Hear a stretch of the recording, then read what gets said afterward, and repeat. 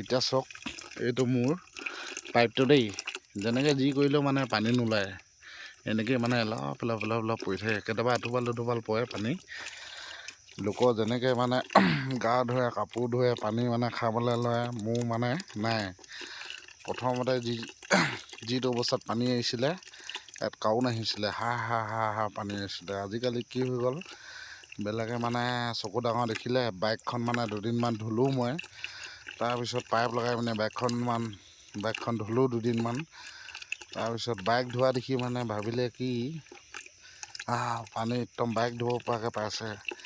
আৰে ভাই দিছে যেতিয়া ঘৰত, মই গা ধুওঁ, কি মটৰচাইকেল ধুওঁ, কাপোৰ ধুওঁ, কিবা কৰোঁ, সেইটো মোৰ কথা।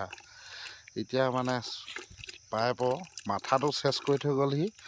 এতিয়া পানী কেনেকৈ ওলাইছে চাওক, পানী নোলোৱা হ'লে ইয়াত। যাতে মোক পাৰিলে মানে ইয়াতকৈ মানে ভালকৈ পানী ওলোৱা মানে ব্যৱস্থা মোক কৰি দিব লাগে। মই মানে ইমানে ক'লোঁ, ধন্যবাদ।